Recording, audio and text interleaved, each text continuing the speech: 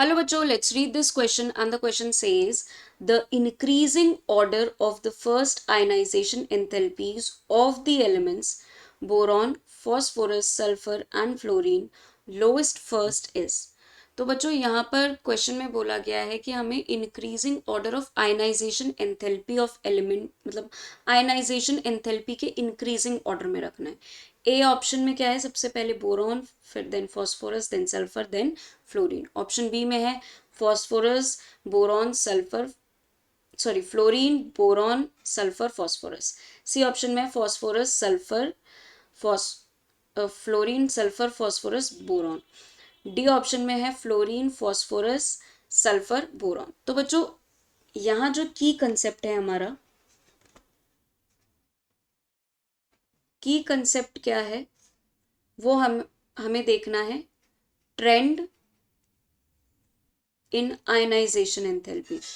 Trend इन ionization enthalpy. तो basically ionization enthalpy क्या होती है बच्चों? आयनाइजेशन एंथैल्पी होती है वो मिनिमम अमाउंट ऑफ एनर्जी जो हमें चाहिए होती है ताकि हम वैलेंस शेल के जो भी हमारा न्यूट्रल आइसोलेटेड गैशियस एटम है उसके वैलेंस शेल से इलेक्ट्रॉन को रिमूव करा सके. तो it is that minimum amount of energy, it is that minimum amount of energy required to required remove electron from its neutral isolated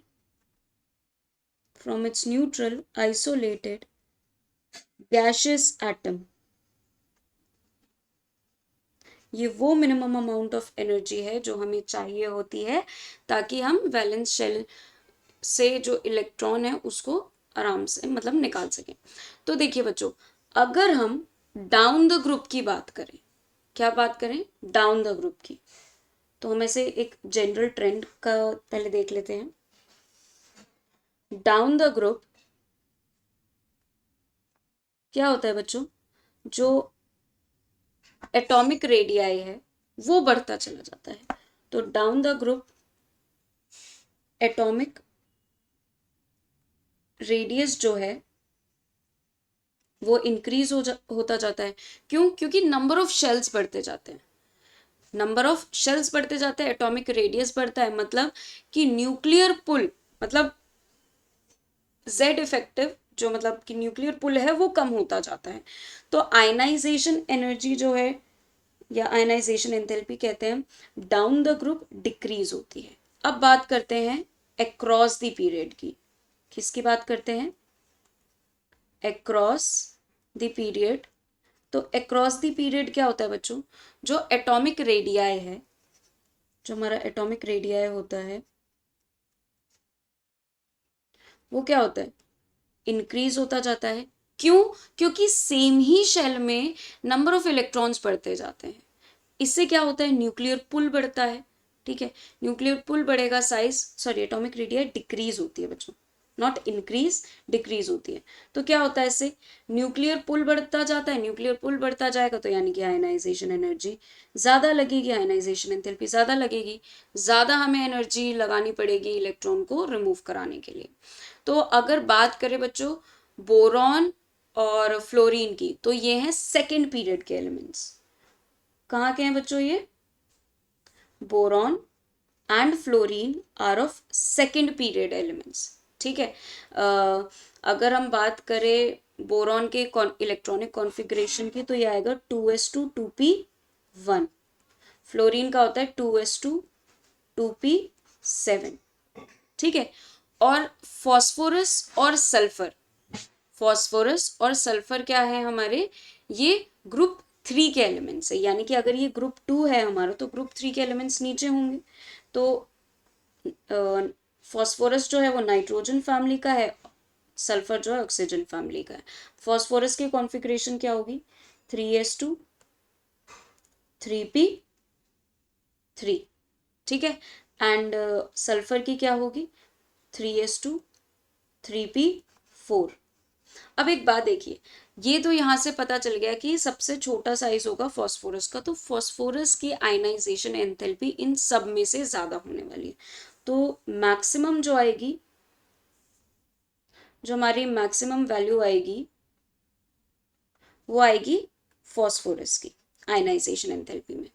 उसके बाद किसकी आएगी बच्चों? उसके बाद देखिए बोरॉन भले ही सेकेंड पीरियड का है, बट उससे अगर देखें आगे अक्रॉस अ पीरियड में, सॉरी सेकेंड पीरियड और सेकेंड, ये हमारा 13th ग्रुप का है, ठीक है।